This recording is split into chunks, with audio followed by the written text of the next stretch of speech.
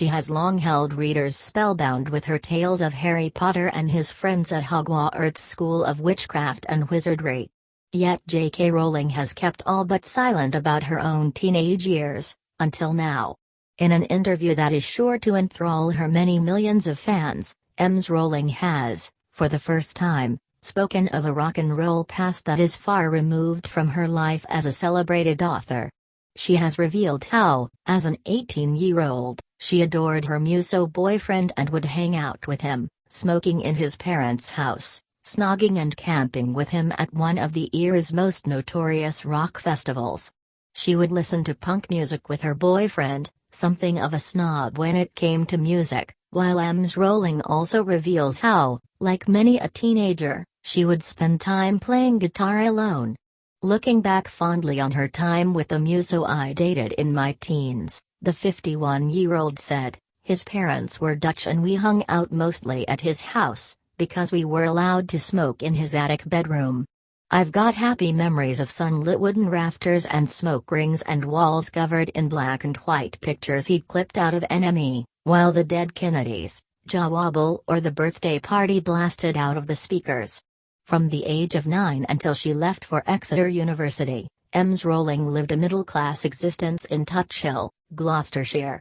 She has previously said her childhood was unhappy and she could not wait to leave the village. Her mother Anne was diagnosed with multiple sclerosis when she was 15, and she had a difficult relationship with her father Peter. On her 18th birthday in 1983, she and her boyfriend were at the Elephant Fair, an annual music festival at Port Eliot in Cornwall. Named after the elephant that featured on the crest of the host, the Earl of St. Germans, it attracted hippies and New Age travelers in their thousands. In 1986 it was the site of widespread drug use and violence and, following a number of arrests, never took place again. But Ms. Rowling's experience of the Elephant Fair was far happier, barring a small white lie she told her family. Remembering how she had hitchhiked to Cornwall, she said, I'd told my parents some whopping lie about how we were getting there, probably that muso boyfriend's older brother was driving us. Half an hour of unsuccessful hitching later, it suddenly occurred to me that my parents had said they were going shopping later. This meant they might soon be driving past us, so I kept diving for cover every time a Honda Civic came into view. We finally got a lift, thank God, so I survived to enjoy my birthday at the Elephant Fair. We pitched a two-person tent by a marquee full of Rastas and saw The Cure, whom muso boyfriend was weirdly keen to hear, in spite of the fact that they'd actually been on top of the pops.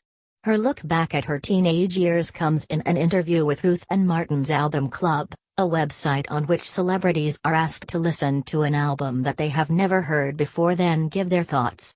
Listening to US band The Violent Femmes' self-titled debut record from 1983, she said, I turned 18 the year this album came out, but I was obsessed with the Beatles at the time. However, her unnamed then-boyfriend tried to steer Ms. Rowling towards more adventurous tastes. Talking about The Violent Femmes, the mother of three said, they could easily have been part of the informal seminars on alternative music I received from the muso I dated in my late teens.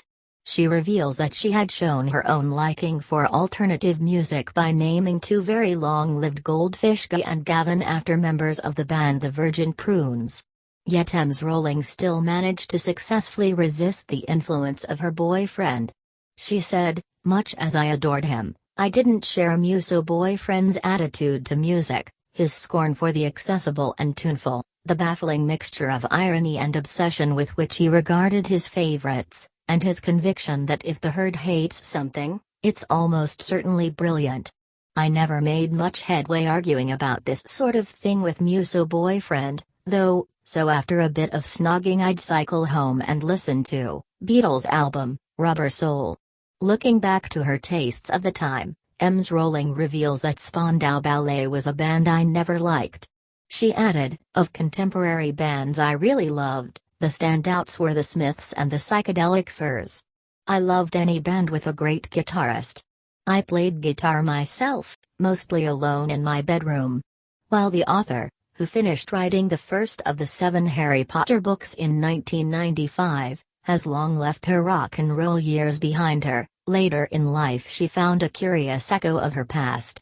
Ms. Rowling met the poet Benjamin Zephaniah 20 years after she had seen him at the Elephant Fair reciting a poem about having the S kicked out of him by a policeman.